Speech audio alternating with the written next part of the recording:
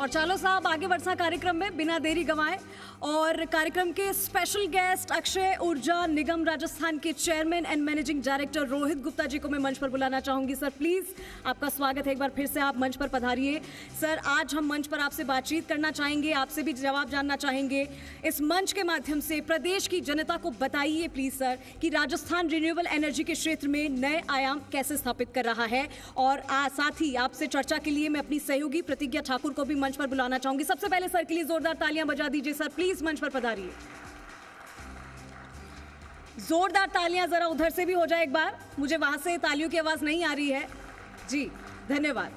प्रतिज्ञा, अब क्योंकि डिस्कशन रहेगा रोहित जी से तो हम जानेंगे कि ऊर्जा के क्षेत्र में हम किस तरीके से और अग्रणी हो रहे हैं। ओवर टू यू प्रतिज्ञा। Thank you चंद्री। रोहित गुप्ता जी, आपका बहुत बहुत स्वागत है। हमारे इस खास कार्यक्रम के लिए आपने समय निकाला। तो सवालों की शुरुआत करते हैं। जानते हैं कि ऊर्जा के क्षेत्र में अक्षय ऊर्जा निगम राजस्थान किस तरह से काम कर रहा है। 2025 में ये बनाया गया और तब से लगातार प्रदेश के लिए लगातार आप काम कर रहे हैं। तो सबसे पहला सवाल और सबसे पहले मैं ये जानना चाहूँगी कि राजस्थान भारत की नवीकरणीय ऊर्जा राजधानी के रूप में उभरा है, तो ऐसे में आज राज्य की स्थिति क्या है और 2030 तक की महत्वाकांक्षा क्या है? Thank you Pratibha. आवाज़ आ रही है? Pratigya sir. Pratigya ji, thank you. Sorry, thank you Pratigya. Rajasthan जैसे कि आप सब जानते हैं आज देश का अग्रणी राज्य है रिन्यूएबल एनर्जी में। आज देश में जो भी रिन्यूएबल एनर्जी का उत्पादन हो रहा है उसका 20% उत्पादन राजस्थान में होता है और सौर ऊर्जा में हम देश में प्रथम स्थान पर हैं। आगे को अगर हम यदि हम भविष्य की बात करें तो भविष्य भी राजस्थान ने अपने टारगेट्स बहुत एग्रेसिव रखे हैं। तो हमारी जो पॉलिसी है उस पॉलिसी के हिसाब से हमने 2030 तक लगभग 125 गीगावाट के टारगेट रखे हैं, जिसमें से 90 गीगावाट सोलर है, 25 गीगावाट विंड और हाइब्रिड है और 10 गीगावाट के करीब स्टोरेज फैसिलिटीज़ है। और अच्छी बात यह है कि हमारे जो टारगेट्स हैं वो देश की डिमांड को ध्यान में रखे गए हैं, ना कि केवल प्रदेश के लिए। प्रदेश की अगर हम अपने प्रदेश की डिमांड की बात करें तो जो भारत सरकार ने टारगेट्स दिए हैं प्रदेश के लिए और हमारे जो रिन्यूएबल परचेज ऑब्लिगेशन और रिन्यूएबल कंज्यूमर ऑब्लिगेशंस की अगर हम बात करें तो उसके हिसाब से हमें इसमें से केवल आधे ही रिन्यूएबल एनर्जी को लगाने की आवश्यकता है। तो जो बाकी रिन्यूएबल एनर्जी हम लगा रहे हैं जिसमें कि पूरे देश को वो बिजली जाएगी, अन्य राज्यों को टारगेट्स मीट करने में वो बिजली मौका देगी। तो इस चीज़ को ध्यान रख के ये किया गया और इसमें बहुत ही तेज़ गति से काम हो रहा है। आपको ध्यान में होगा कि जब rising Rajasthan global investment summit हुआ था तो अधिकतम MOUs भी रिन्यूएबल एनर्जी के क्षेत्र में हुए थे और स्टोरेज के लिए भी हम ऑलरेडी लगभग 6 गीगावाट आवर के बैटरी स्टोरेज के टेंडर्स के वर्क ऑर्डर्स दिए जा चुके हैं प्रदेश के उत्पादन निगम द्वारा और RREC द्वारा भी पूगल में इसके लिए टेंडर किया गया है। तो मैं ये मानता हूँ कि आने वाले समय में जो राजस्थान अग्रणी प्रदेश है पूरे देश में वो स्थिति कायम रहेगी और बल्कि आज अगर आप किसी भी इंटरनेशनल इन्वेस्टर से भी बात करें तो भी वो राजस्थान को बहुत ही पॉजिटिव निगाह से देखता है। आप इन्वेस्टमेंट की बात कर रहे हैं तो निवेश के आंकड़े वाकई चौंकाने वाले हैं, लेकिन साल 2030 तक की बात करें तो जो स्वच्छ ऊर्जा लक्ष्य है इससे पूरा करने के लिए वास्तव में कितना खर्च आएगा?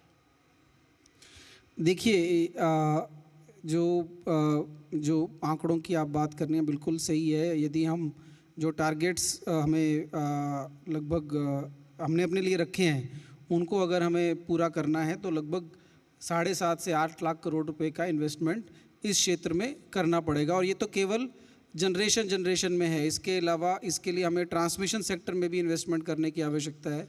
इसके अलावा हमें हमारी ग्रिड स्टेबिलिटी के लिए भी इन्वेस्टमेंट करने की आवश्यकता है। एनर्जी स्टोरेज में पंप स्टोरेज में, तो यदि हम उन नंबर्स की बात करें तो बहुत बड़ा नंबर है। परंतु अच्छी बात यह है कि इन्वेस्टर्स भी इस चीज़ को देख रहे हैं कि देश की हमारे स्टेट की पॉलिसीज़ बहुत ही इन्वेस्टमेंट फ्रेंडली हैं। माननीय ऊर्जा मंत्री जी के नेतृत्व में और माननीय मुख्यमंत्री जी के नेतृत्व में लगातार इन्वेस्टर्स के साथ डायलॉग चलता है और इन्वेस्टर्स जो हैं प्रदेश में इन्वेस्टमेंट के लिए अपनी रुचि दिखा रहे हैं। तो मेरा ये मानना है कि ये जो नंबर्स हैं हम इजीली मीट आउट कर लेंगे। तो हम बात स्वच्छ ऊर्जा की कर रहे हैं, तो इसमें निवेश के अवसर जो है वो स्पष्ट रूप से बदले हैं और वो दिखाई भी दे रहे हैं।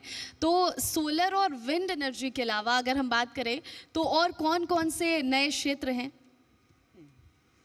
देखिए, यदि आप आज के परिदृश्य में बात करेंगे तो सोलर और विंड एनर्जी के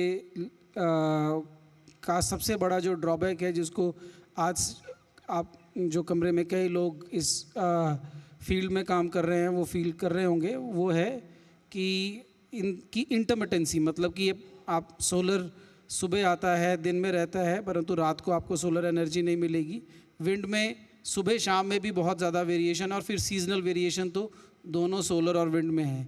तो उस चीज़ को रिकवर करने के लिए अब आज के डेट में जो सबसे ज़्यादा इन्वेस्टमेंट की आवश्यकता है और हो भी रहा है वो है स्टोरेज टेक्नोलॉजीज़ में। तो जो नए प्रोजेक्ट्स आ रहे हैं प्रदेश में, जैसे हमने भी अभी जो पूगल का टेंडर किया है वो सोलर विद बैटरी स्टोरेज है। बैटरी स्टोरेज के लिए मैंने आपको पहले बताया कि उत्पादन निगम ने ऑलरेडी वर्क ऑर्डर दे दिए हैं। और पंप स्टोरेज में भी प्रदेश में जो है इन्वेस्टर्स ने और हमने स्वयं भी कुछ साइट्स का चिन्हीकरण किया है जिनके ऊपर कार्य चालू हुआ है। तो दो चीज़ें अगर हम भविष्य को देखते हुए सोचें तो एक तो स्टोरेज, दूसरा ट्रांसमिशन नेटवर्क और डिस्ट्रीब्यूशन नेटवर्क। तो ट्रांसमिशन नेटवर्क में कितनी जल्दी हम नया ट्रांसमिशन नेटवर्क लगा पाते हैं ताकि जितना भी ये नई ऊर्जा जो उत्पन्न होगी उसको हम इवैक्यूएट कर पाएँ। और डिस्ट्रीब्यूशन साइड में हम जो हमारी डिस्ट्रीब्यूटेड रिन्यूएबल एनर्जी आ रही है उसको हम किस तरीके से अपनी ग्रिड में इंटीग्रेट कर पाते हैं, उसके लिए जो ग्रिड मॉडर्नाइजेशन करना है तो वो एक बहुत ही महत्वपूर्ण एक नया अवसर बन के मैं कहूँगा इन्वेस्टर्स के लिए निकला है। हम जैसे जैसे नवीकरणीय ऊर्जा यानी कि रिन्यूएबल एनर्जी की बात करते हैं तो इस चर्चा के केंद्र में BESS कैसे आया और अभी क्या समय है, अभी क्यों इसके बारे में चर्चा हो रही है? बहुत ही अच्छा सवाल है, थैंक यू प्रतिज्ञा। तो बैटरी स्टोरेज का जो मुख्य कारण है वो यही है कि हमारे पास जो नई ऊर्जा आ रही है, नवीनीकरण ऊर्जा या रिन्यूएबल एनर्जी जिसको कहते हैं, वो मुख्य तौर से सोलर और विंड ही रही है। और दोनों में जैसा मैंने पूर्व में बताया इंटरमिटेंसी का समस्या है। तो उस समस्या के समाधान के लिए बैटरी स्टोरेज की टेक्नोलॉजी पहले भी थी, परंतु पहले बैटरी स्टोरेज की कॉस्ट इतनी ज़्यादा थी कि वो इफ़ेक्टिव नहीं हो पा रहा था। परंतु कुछ समय से वो कॉस्ट कम होती गई है जिस कारण आज सब लोग उसको एक सॉल्यूशन की तरह देख रहे हैं। और आज अगर आप देखें तो पूरे देश में बैटरी स्टोरेज के लिए बहुत तेज़ गति से काम हो रहा है। भारत सरकार द्वारा बैटरी स्टोरेज प्रोजेक्ट्स के लिए वायबिलिटी गैप फंडिंग भी दी जा रही है। तो उसका मुख्य उद्देश्य यही है कि हम जैसे और सोलर और विंड लगाते हैं तो उसको ग्रिड को स्टेबलाइज करने के लिए, और क्योंकि इसमें समस्या जैसे हमारे कोल प्लांट्स भी हैं पर उनको भी समय लगता है, एकदम से आप उनकी कैपेसिटी को रैंप अप करते हैं या रैंप डाउन करते हैं तो उसमें कुछ समय लगता है और खर्चा भी होता है। परंतु बैटरी स्टोरेज को इस मामले में काफ़ी अच्छा, उसकी जो डिस्पैच टाइम है वो काफ़ी फास्ट है। तो इस कारण बैटरी स्टोरेज हमारे लिए बहुत ही महत्वपूर्ण हो जाता है। पुगल की बात आप भी कर रहे थे, पहले भी हमने पुगल का जिक्र किया, बातचीत भी हुई पैनल में। तो पुगल को राजस्थान के प्रमुख सौर ऊर्जा और BESS परियोजना के रूप में देखा जा रहा है। तो अगर हम केंद्र की बात करें, भारत में बात करें, तो बाकी के जो रिन्यूएबल एनर्जी से जो जुड़े सौर पार्क हैं उससे ये कितना अलग है? देखिए, इसकी सबसे बड़ी विशेषता तो ये है कि ये भारत का सबसे बड़ा कोलोकेटेड सोलर और बैटरी स्टोरेज पार्क होगा।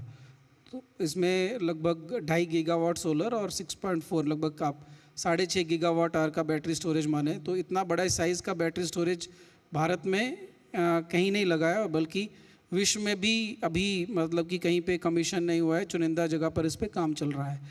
दूसरी इसकी सबसे बड़ी विशेषता यह है कि इसमें जो इन्वेस्टर्स को सबसे बड़ी परेशानी आती है कि उनको लैंड लेने में, उनको कनेक्टिविटी लेने में, कौन बिजली खरीदेगा, वो सब इसमें हमने कोशिश की है कि इन्वेस्टर्स को किसी प्रकार की परेशानी नहीं आए। लैंड इसमें जो RSDCL जो सौर ऊर्जा कंपनी है राजस्थान सरकार की, उसके द्वारा दी जा रही है। अंदर कनेक्टिविटी भी हमारे द्वारा दी जा रही है और अंदर का इलेक्ट्रिकल इंफ्रास्ट्रक्चर भी हम बना रहे हैं। जो बिजली की खरीद है उसके लिए प्रदेश की डिस्कॉम्स ने सहमति दी है, तो बिजली जो है प्रदेश के कंज्यूमर्स के लिए काम में आएगी। तो इस प्रकार जो जितने भी रिस्क हैं इसको हमने इस प्रोजेक्ट में कवर करने की कोशिश की है। तो इस कारण मैं ये मानता हूँ कि ये प्रोजेक्ट अपने आप में एक मील का पत्थर साबित होगा पूरे भारत के लिए। बिल्कुल, आप इन्वेस्टर्स की बात कर रहे हैं तो अगला सवाल भी इससे जुड़ा हुआ है। अगर हम इंडियन इन्वेस्टर्स की बात करें तो BESS अगर हम देखते हैं तो उनके लिए न्यू टर्म है, न्यू टेक्नोलॉजी है, नया वर्ड है। तो ऐसे में वास्तविक जोखिम क्या है, खासकर राजस्थान में, और राजस्थान में इसे कैसे निपटा जा सकता है?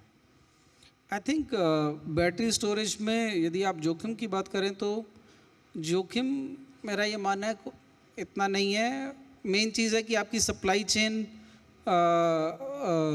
क्लियर होनी चाहिए। आपको पता होना चाहिए कि बैटरी स्टोरेज की ज़्यादातर बैटरी स्टोरेज के जो प्लांट्स हैं वो चाइना में लगे हैं और लगी लगाई बैटरीज ही आ रही हैं। तो वो सप्लाई चेन होनी ज़रूरी है। हम भी प्रदेश में कोशिश कर रहे हैं कि प्रदेश में वो सप्लाई चेन बने। जो स्टेट की इन्वेस्टमेंट प्रमोशन स्कीम है RIPS, उसमें भी इसमें बैटरी स्टोरेज को बढ़ावा देने के लिए विशेष इंसेंटिव दिए गए हैं। इसके अलावा जैसे जो अभी जो बैटरी स्टोरेज के प्रोजेक्ट्स लगे हैं वो उनके रिजल्ट्स बहुत ही अच्छे रहे हैं। तो मेरा तो ये मानना है कि भविष्य में ये बहुत ही महत्वपूर्ण प्रणाली सिद्ध होने वाली है। जो आयातित BESS की हम बात करते हैं, BESS, तो इसमें जो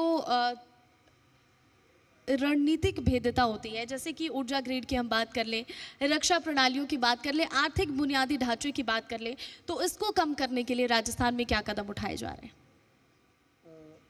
सॉरी, मैं प्रश्न समझा नहीं, दोबारा बताएं। आयातित BESS घटकों पर अत्यधिक निर्भरता की अगर हम बात करें और जो रणनीतिक भेद्यता होती है, जैसे कि ऊर्जा ग्रिड हो गए, रक्षा प्रणाली हो गए, तो इसको कम करने के लिए राजस्थान में क्या कदम उठाए? तो इनफैक्ट अभी मंच पर आने से पहले मैं मंत्री जी से जो चर्चा चल रही थी, मंत्री जी यही निर्देश दे रहे थे कि हमें प्रदेश में मैन्युफैक्चरिंग कैपेसिटी को बढ़ाना है। तो आज जनरेशन तो प्रदेश में अच्छा हो रहा है, चाहे सोलर है, विंड है, या आप बैटरी स्टोरेज की बात करें तो प्रदेश में बैटरी स्टोरेज के प्लांट्स तो लग रहे हैं, परंतु मैन्युफैक्चरिंग हम प्रदेश में कैसे बढ़ा सकते हैं उसके ऊपर हमें और प्रयास करने होंगे। और उसमें मेरा ये मानना है कि कई पॉलिसी चेंजेस हैं जो कि वर्तमान सरकार के समय हुए हैं। जिस पॉलिसी का मैं नाम ले रहा था, राजस्थान की इन्वेस्टमेंट प्रमोशन स्कीम 2024 में जो लॉन्च हुई थी, तो उसमें कई ऐसी विशेष इंसेंटिव्स हैं जो कि यदि कोई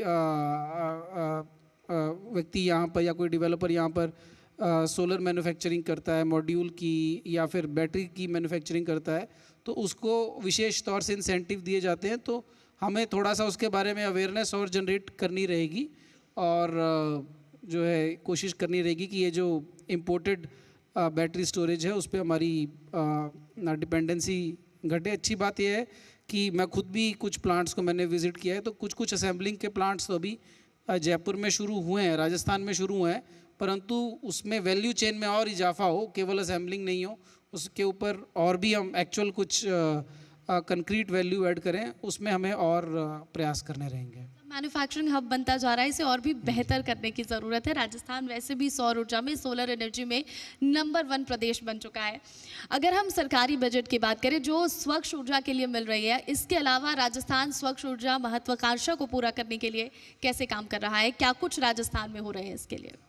देखिए, राजस्थान में कई नई चीज़ें हो रही हैं। आपको ध्यान में ही है कि आज देश में कुसुम में राजस्थान नंबर 1 चल रहा है।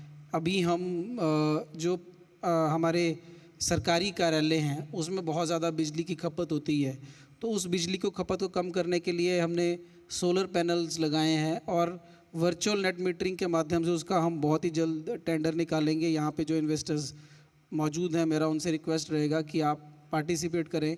तो जो प्रदेश के सरकारी कार्यालयों में बिजली की खपत हो रही है, उसका भी हम किस प्रकार से उसको रिन्यूएबल एनर्जी की तरफ शिफ्ट कर सकते हैं, वो हम वर्चुअल नेट मीटरिंग के माध्यम से करेंगे। इसके अलावा अब ईवी के लिए, ईवी मोबिलिटी के ऊपर बहुत ज़्यादा फोकस है प्रदेश का भी और भारत सरकार का भी। तो ईवी चार्जिंग स्टेशन के लिए प्रदेश में पीएम ई ड्राइव योजना के तहत अभी हम जल्द ही उसके लिए भी टेंडर लगाएंगे, ताकि लगभग, और जिसमें लैंड हमारे द्वारा, सरकार द्वारा प्रोवाइड की जाएगी और उसमें सब्सिडी भी भारत सरकार जो ईवी चार्जिंग स्टेशन लगाएगा उसको देगी। तो वो भी जो है उसमें मेरा ये मानना है कि ज़्यादा से ज़्यादा लोग पार्टिसिपेट करें। और अभी आप लोगों ने देखा कि जिस प्रकार की परिस्थितियां बनी पूरे विश्व में, तो हमारी जो डोमेस्टिक डिमांड है उसकी डिपेंडेंसी एलपीजी पे कम करने के लिए प्रदेश में माननीय मुख्यमंत्री जी के और ऊर्जा मंत्री जी की गाइडेंस में हमने इंडक्शन कुकटॉप बांटने का काम शुरू किया है। तो जो भी सूर्यघर बेनिफिशरीज प्रदेश में हैं, उनको हम इंडक्शन कुकटॉप दे रहे हैं, ताकि धीरे धीरे वो जो सौर ऊर्जा अपने घर में बना रहे हैं उसी से जो है उसको कुकिंग में इस्तेमाल करें। तो इस प्रकार की कई नई चीज़ें प्रदेश में हो रही हैं, जो कि जिसको कि आज पूरे भारत में देखा जा रहा है। एक आखिरी सवाल मैं आपसे करना चाहूँगी। मैं ये जानना चाहती हूँ कि राजस्थान में जो रिन्यूएबल एनर्जी की हम बात कर रहे हैं और यहाँ पर हम बीएसएस की बात कर रहे हैं, इसकी यात्रा की अगर बात करें तो इससे जो इसकी यात्रा रही है, आगे जो बदलाव होने वाले हैं, इसको लेकर आप राजस्थान की जनता यहाँ पर बैठी है, उन्हें क्या संदेश देना चाहेंगे? जी मीडिया के माध्यम से क्या कहना चाहेंगे? और मंत्री जी भी यहाँ बैठे हैं, तो आप एक संदेश उनके नाम। तो पहला संदेश तो मेरा ये मानना है कि माननीय मंत्री जी की उपस्थिति बता रही है कि कितना ज़्यादा ये इशू इम्पॉर्टेंट है हमारे लिए, कि इस इम्पॉर्टेंट टॉपिक पे पहले तो मैं आपको और पूरे जी ग्रुप को धन्यवाद देना चाहूँगा और बधाई देना चाहूँगा कि इतने इम्पॉर्टेंट टॉपिक पे आपने ये कॉन्फ्रेंस, ये कॉन्क्लेव रखी। और माननीय मंत्री जी की उपस्थिति ये बता रही है कि प्रदेश के लिए ये टॉपिक कितना इम्पॉर्टेंट है।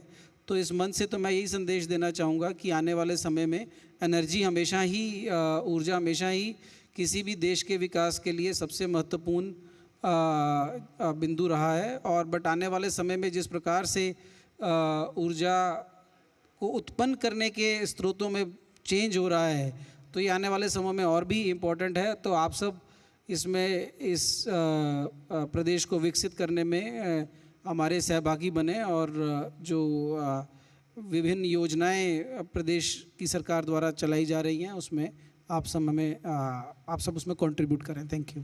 बिल्कुल, किसी भी प्रदेश को आगे बढ़ाने के लिए सभी की सहभागिता ज़रूरी होती है और राजस्थान वैसे भी अग्रणी राज्य हर क्षेत्र में बनता जा रहा है। ऊर्जा के क्षेत्र में भी राजस्थान बेहतर काम कर रहा है और विकसित होता जा रहा है। आपका बहुत बहुत शुक्रिया रोहित गुप्ता जी से बातचीत करने के लिए। और मंत्री जी भी आपकी बातें नोट कर रहे हैं, तो मुझे लगता है जो बदलाव जिसकी बातें आपने कही वो भी अब जल्द ही देखने को मिलेंगे। बहुत शुक्रिया। Over to you Chandrashree. बिल्कुल जी, आप कोई सवाल लेना चाहेंगे?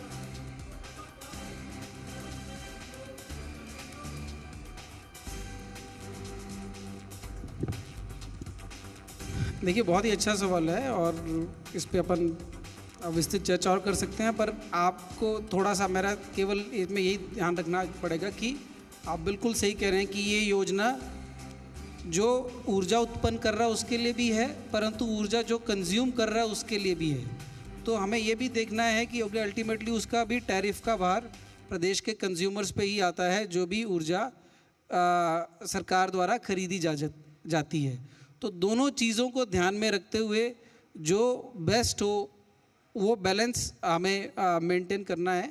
और इसमें अगर आपके कोई सुझाव हैं कि इसको किस प्रकार से और बेहतर किया जा सकता है, तो निश्चित तौर से हम उस पर बात कर सकते हैं।